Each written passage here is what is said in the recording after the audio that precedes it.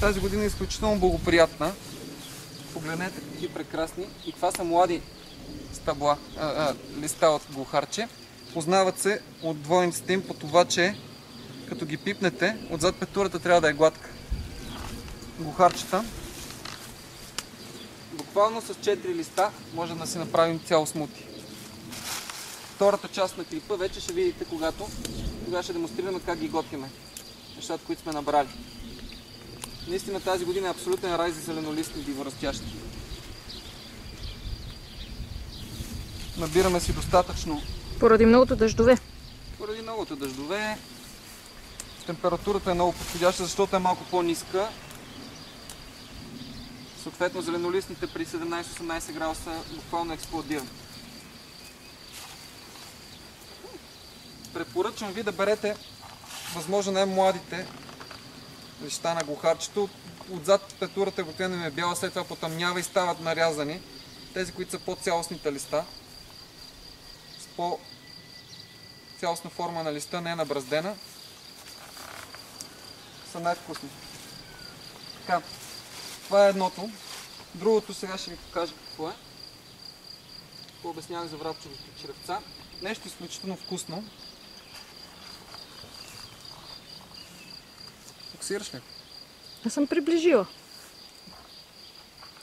Така. По този начин изглежда. Нещо толкова вкусно, че може да го дадете буквално. Изключително са крехки.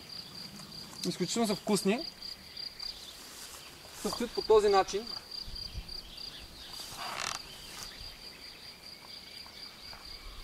За малки бели цветчета.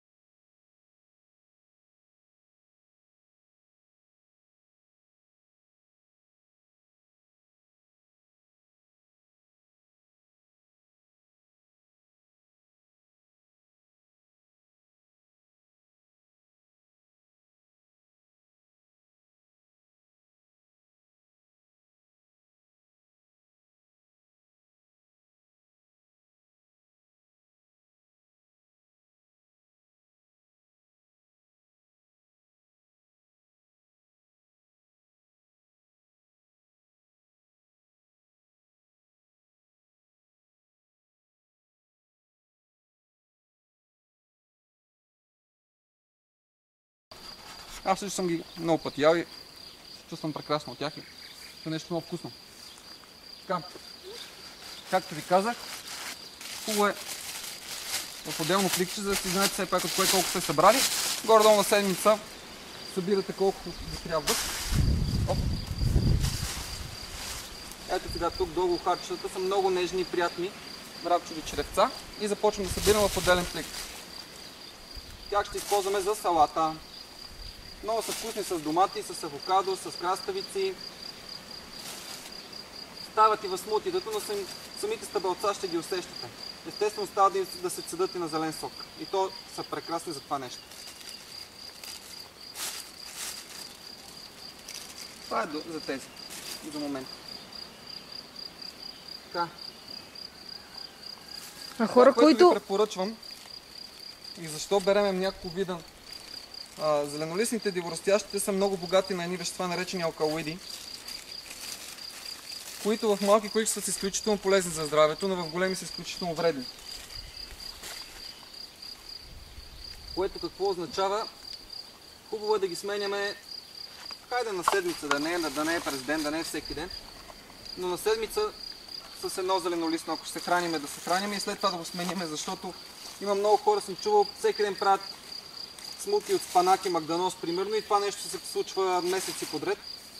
Но, примерно, спанакът, знаете, е богат на оксалова киселина, по същия начин е богат и магданоза и в крайна сметка има риск от камъни в бъбреците, оксалатни камъни, ако прекаляваме с тези растения, затова е хубаво да ги сменяваме от време на време с други видове. Според един от YouTube презентаторите, от които съм се учил, Сергей Ботенко, това е механизъм в природата, за да не изчезне само един вид растение, просто дивите животни днес да ядат от едно място, друг ден на друго място и така да се запазят самите видове растения от изцялото им изтребване.